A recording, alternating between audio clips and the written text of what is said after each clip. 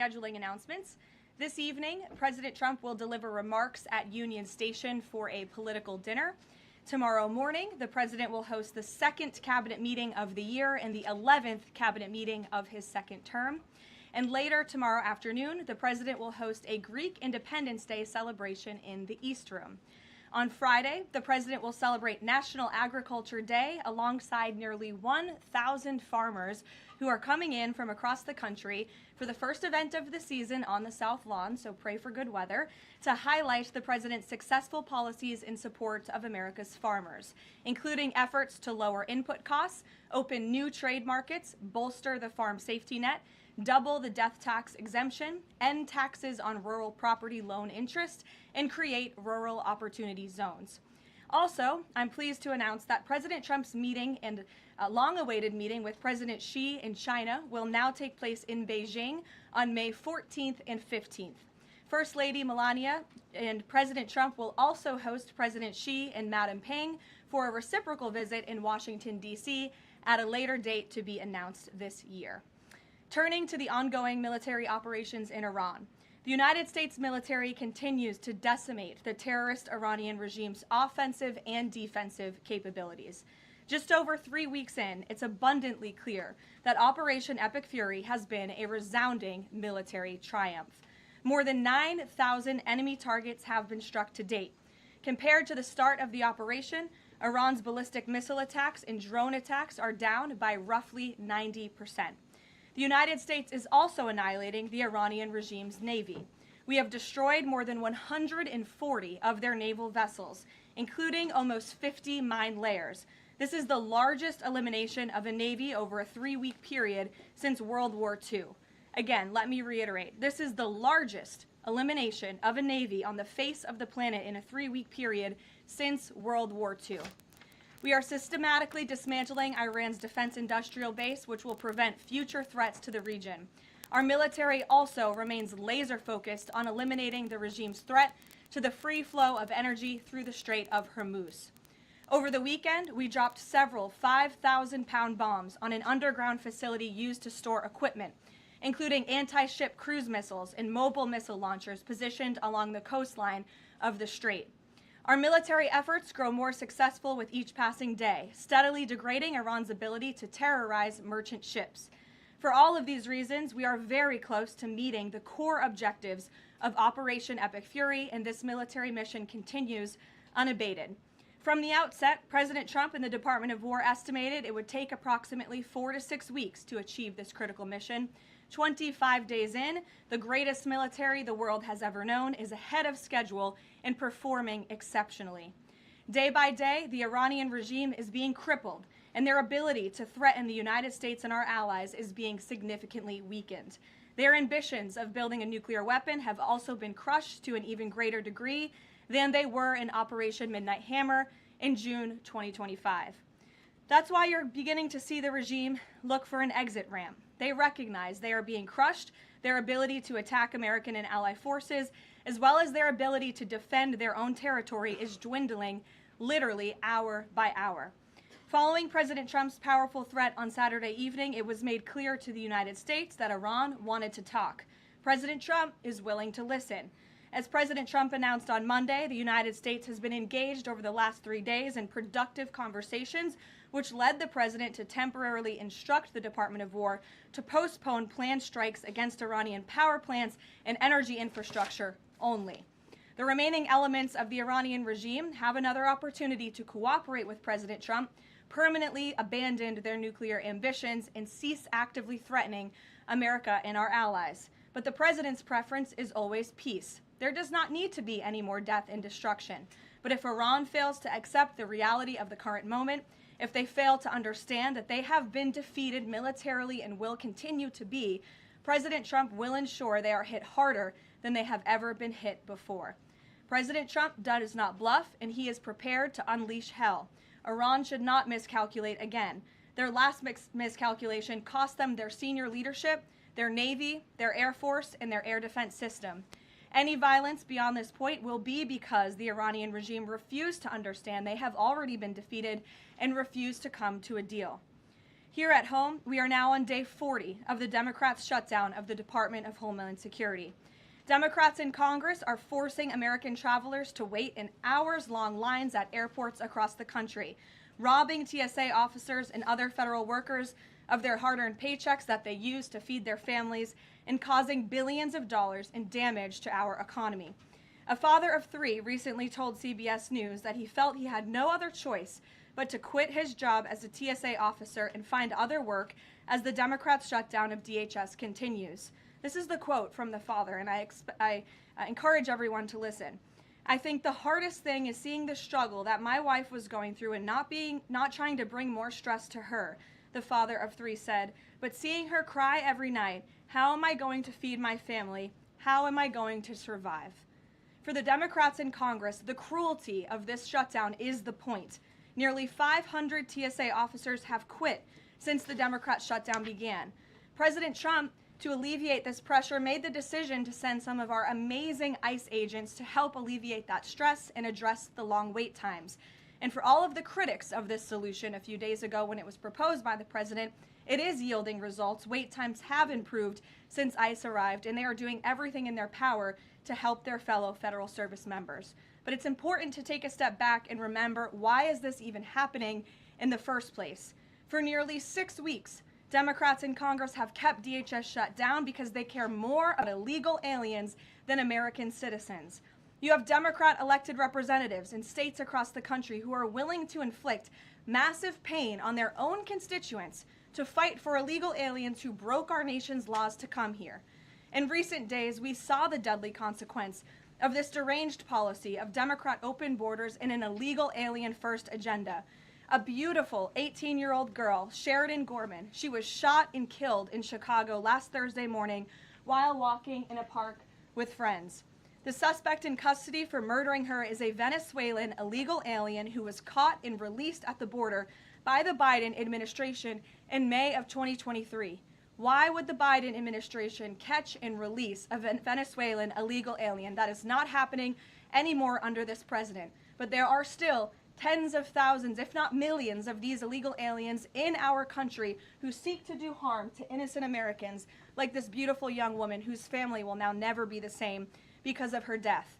To make matters even worse, this monster was also released from local custody again after a shoplifting arrest, where? In the sanctuary city of Chicago in June of 2023. Again, another innocent American citizen had her life stolen from her because Democrats embrace reckless open border policies and reckless sanctuary city policies which put criminals back into American communities. How many more Americans have to die before the Democrats end this madness? President Trump's position is very clear. He wants the federal government opened, he wants the Department of Homeland Security funded, and he wants the Democrat shutdown to end immediately. The president will also continue to call on Democrat leaders in sanctuary cities and states like J.B. Pritzker, where this young, beautiful girl was murdered, to cooperate with ICE and stop releasing illegal alien criminals into American neighborhoods. It is for the safety of every American citizen, including all of the people in this room. With that, I will take your questions, and here in our new media seat today, we have Gabe Fleischer. Thanks, Karoline. Thanks, Gabe, for being here. Thank you. I have 2 questions for you. First, if the war in Iran continues past this current round of peace talks, and with thousands of troops on their way to the Middle East, is there a point, either a number of ground troops or a number of days, at which the president will consider seeking authorization from Congress? Well, as you know right now, that formal authorization from Congress is not necessary because we're currently in major combat operations in Iran. The Department of War and the President, as I said, estimated about a 4 to 6 week timeline for the full completion of these military combat operations. We're again on day 25 today. And as a courtesy, nevertheless, the administration did notify Congress, the Gang of 8, ahead of the launch of the operation 25 days ago. And we've also had our top national security officials go to Capitol Hill to brief lawmakers, again, out of courtesy and out of respect for them. So at this moment, it's unnecessary, but of course, the President and this administration will always abide by the law. Gabe. Or do you have a follow-up? Yes, Sure, go ahead. Second question. In my reporting, speak a lot to young voters, many of whom voted for President Trump for the first time in 2024, hoping to have no more wars and to have lower prices. Now, with the war taking place and with gas prices going up, curious what President Trump's message would be to those voters who kind of swung into his coalition in 2024, but maybe don't feel the administration is going as they had expected. President Trump is doing this for you. He's doing this for young people so that we are no longer threatened by a rogue terrorist regime in the Middle East that seeks to kill the brave men and women who serve in our country in the Middle East, many of them young people themselves, young men and women who serve this country honorably in uniform and have been threatened, killed, and maimed by the rogue Iranian terrorist regime for 47 years. President Trump finally had the courage to step up and do what's right by our national security, our homeland security. As for the temporary short-term fluctuation in gas prices, the president has said once these combat operations are over, this administration is going to continue to unleash American energy dominance. We're continuing to do that every day, and we're going to see prices at the pump go back down, just as we have over the past year because of this president. And don't think for 1 second if the Democrats had their way, gas prices would be, as they were under the previous administration, the Biden administration, record highs. This president is keeping them as low as he can during this short-term combat operation, and they're going to go right back down when this is over. Gabe. Thank you, Karoline. Just within the past few hours, Iranian state TV has said that Iran has rejected the U.S.'s 15-point plan to end the war. What's the White House's response to that, and have these talks hit a dead end? They have not. Talks continue. They are productive, as the president said on Monday, and they continue to be. However, I saw a 15-point plan that was floated in the media.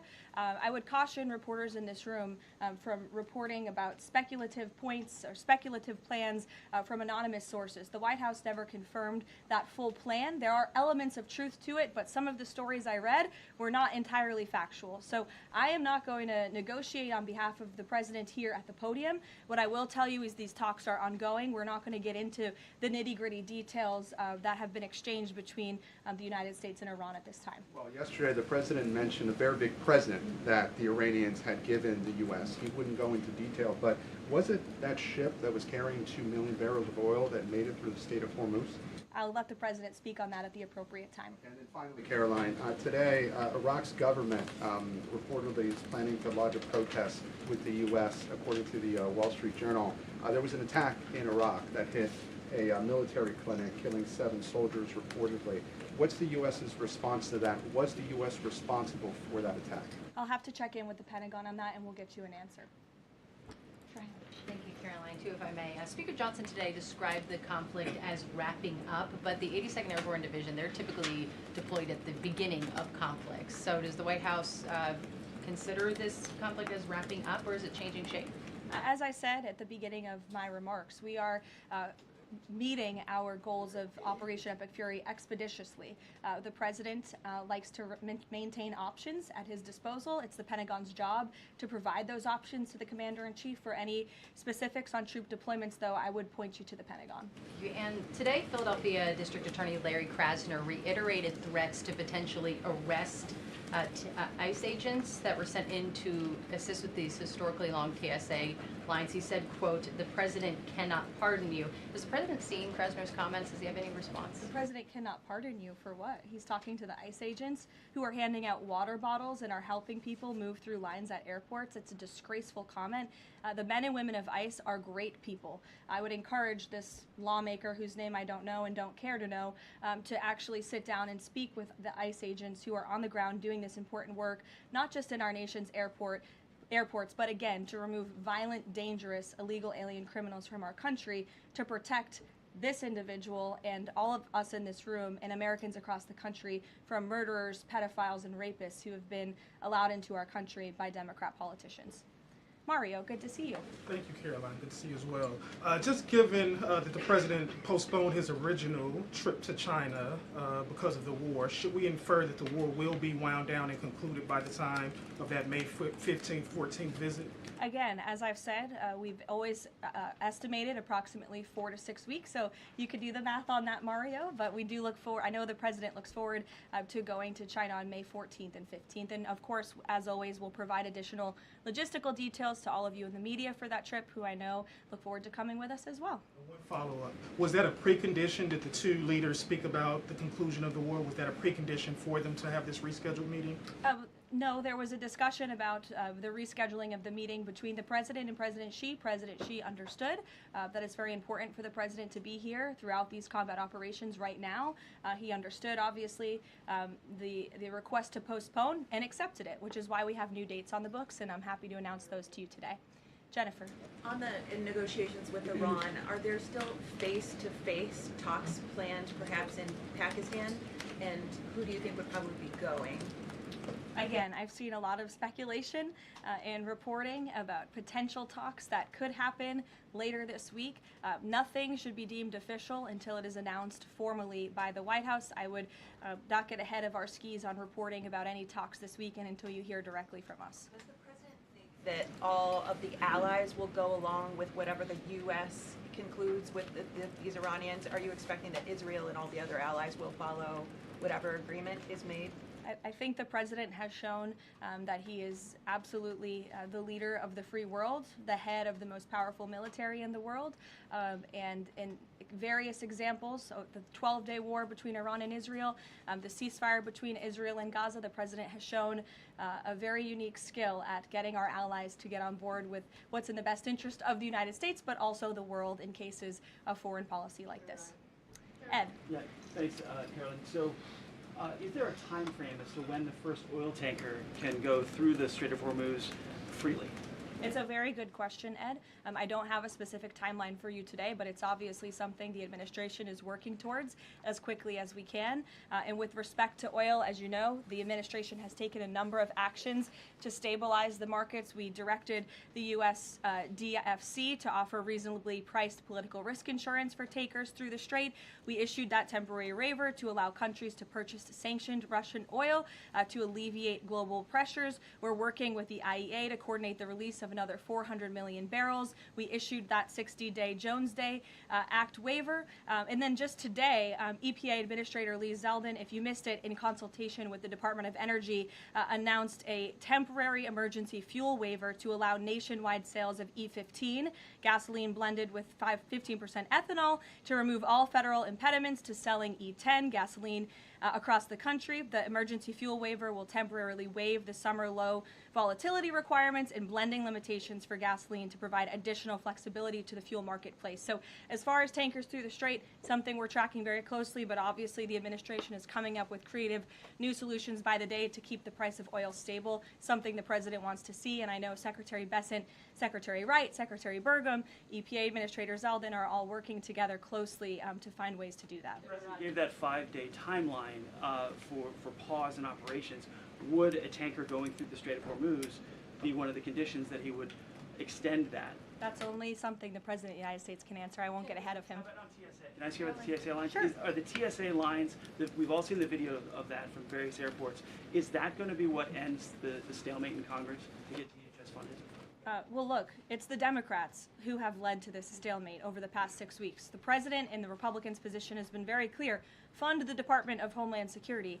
And we have attempted in good faith numerous times, both the president himself and lawmakers on the Republican side on Capitol Hill, to go to the Democrats with reasonable offers, with real solutions. They'll ask for something, we'll give them that concession, and then they say, oh wait, that's not enough, actually. So I think that's why I said earlier, the cruelty is the point. They want this chaos. They want to distract, I think, from the success of our military overseas right now, totally obliterating the Iranian regime. And it's very unfortunate because there's only, the only people that are suffering from this are the American people. And I hear that Democrats might be flying out of town tomorrow. How convenient and lovely of them that they get to go to the airport and that they'll get to go home to their families when you have families, TSA workers who are suffering. You have people across the country who are missing flights for funerals and for work commitments because of Democrat politicians on Capitol Hill. Mary, in the back. Thanks, Caroline. Glad to see you have a seat now. I do. Thank you.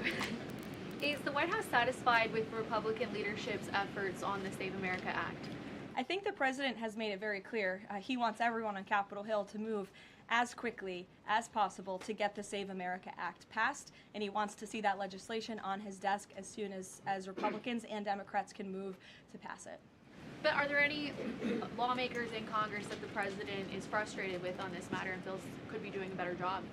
I think the president wants to see everybody on Capitol Hill move faster all the time. That he wants everyone in this town to work at Trump speed like we do here at the White House.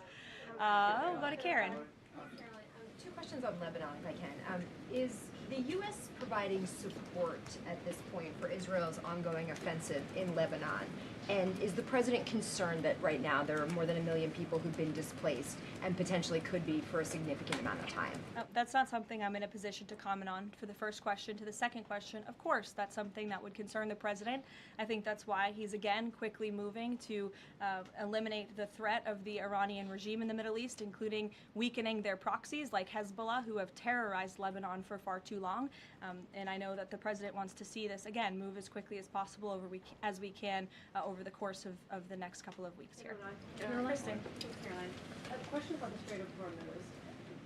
If these negotiations are not successful, is the only option to reopen the strait in boots on the ground, given that all of our allies have essentially said that they are unable or unwilling to help? Look, that's a hypothetical question. It's a hypothetical question. It's also a decision that would have to be made by the commander-in-chief, and I'm not going to get ahead of him. And in addition to that, when it comes to the Vice President, J.D. Vance, what has changed that has made him more of an active participant in these negotiations with Iran? I don't think anything has changed. The Vice President has always been a key member, the President's right-hand man, and a key member of the President's national security team. He's been part of these discussions throughout this entire course of the administration with respect, again, to the 12-day war that the President and his national security team negotiated a solution to, with respect to the ceasefire between Israel and Gaza and the release of the hostages, which there was a lot of criticism that couldn't get done, and it did. The Vice President has been by the President's side every step of the way, and any reporting otherwise is just completely false. I see him in the room. Again, the President seeks his counsel on all matters, both foreign and domestic. Can you just tell us who exactly the U.S. is negotiating with in Iran, and why the U.S. and this administration trusts that person? Again, as I said to Gabe's question earlier, we're not going to get into the details of these negotiations and conversations that continue to take place. As of course you can imagine, they are very sensitive diplomatic discussions. And I would reiterate, I do recall giving all of you the same answer when we were negotiating the ceasefire between Israel and Gaza. Gave you the same answer throughout the 12-day war between Iran and Israel. Gave you the same answer with respect to many of the other global conflicts that this administration has negotiated solutions to. President Trump is going to give his diplomats the freedom that they need to have these sensitive diplomatic discussions without negotiating and litigating them through the news media. Fran. Caroline, just to follow up though, because you said that some of the information that's been out there about the 15-point plan is inaccurate. Can you say what is accurate with respect to ballistic missiles, the nuclear ambitions, and the Strait of Hormuz, which are things that the president has laid out that he wants to see a couple times in the past? Look, if you've heard it from the President of the United States, obviously it's true, as well as the objectives of Operation Epic Fury. We've said repeatedly, I've said them from this podium, the Pentagon has reiterated them. That's why we've taken military action to achieve them. So of course, those are goals that we want to see, but this full 15-point plan that's been floating around in many of your outlets, there's a lot of misinformation to that as well. And again, I would caution you from taking things from anonymous sources rather than verifying them directly with the White House. Christian. Thanks, Caroline. Two on Iran. First, would the president consider loosening asylum restrictions for Iranians trying to flee the country right now? Again, that's a question for the president. I won't get ahead of him on that. I haven't talked to him about that. Okay. And then secondly, you mentioned at the top that Iran would be hit harder than they have been to this point if they don't recognize the fact that they're losing this war. Could those strikes happen before this 5-day negotiating window closes if the president doesn't think they're negotiating in good faith? You're asking me to tell you if the commander-in-chief would authorize very strong strikes against the Iranian regime. That's not something I would ever reveal from this podium, true or not. Phil.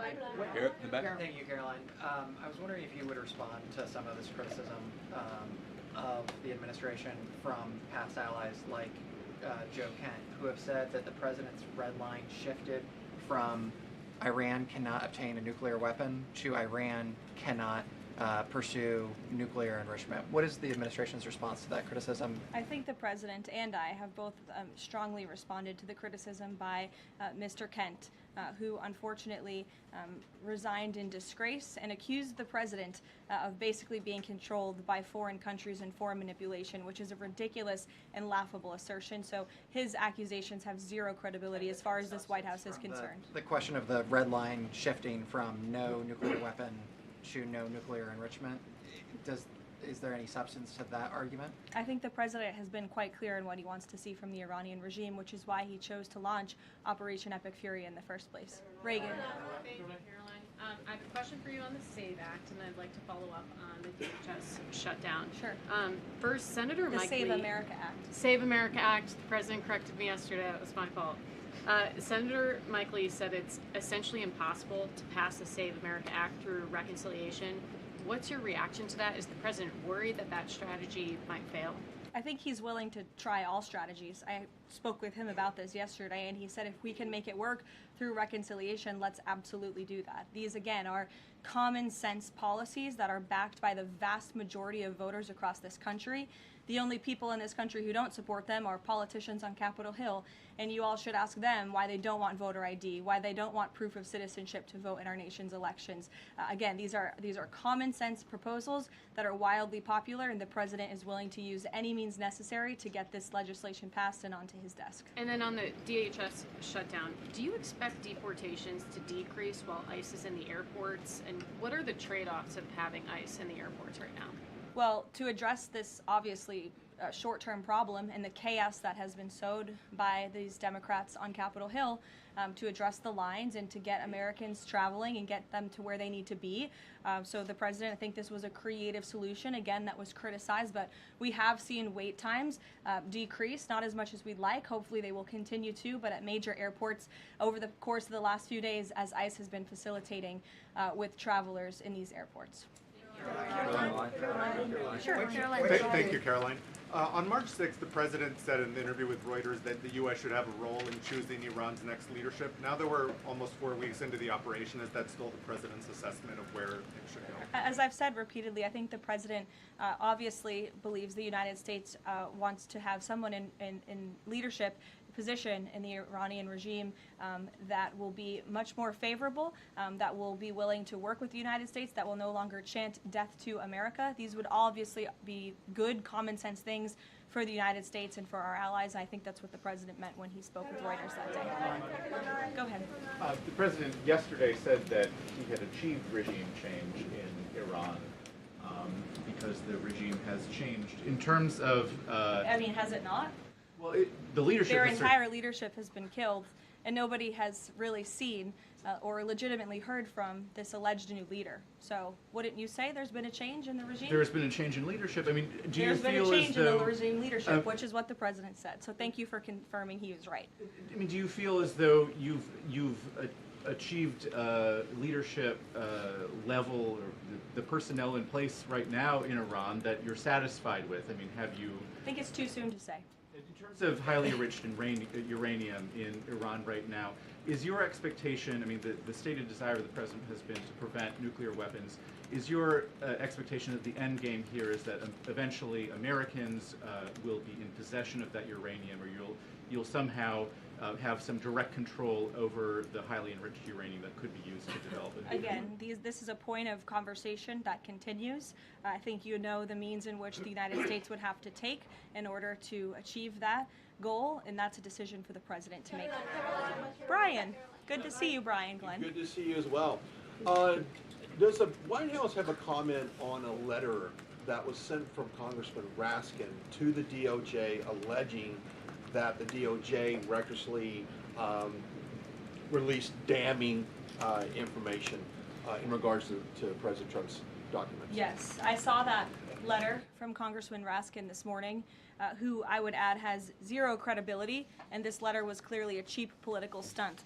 What the congressman did here, Brian, and for everyone in the room who's hopefully not reporting on this as fact, is that he took untrue and salacious claims in a memo that was produced by Jack Smith, who has been completely discredited for his lawfare and his witch hunts against this president, and that information was unverified. It never even made it into the indictment because it was so unverified. And what happened to that indictment anyway?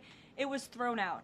And Jack Smith has been proven, again, to be a prosecutor on a witch hunt against President Trump. He tried to throw him in jail ahead of the 2024 election. The Biden Department of Justice was fully on board with this lawfare campaign. And in fact, this story that was concocted by Congressman Raskin was so ridiculous, I understand his communications team reached out to some outlets in this room who responsibly said, we're not going to write this because this is just too much. However, of course, MS Now did write that story this morning because they continue to be left-wing propaganda for the Democrat Party. But I think Jack Smith has been proven to be a liar and a fraud, and this is, again, a cheap political stunt from a Democrat on Capitol Hill who I think wants to get himself on cable television.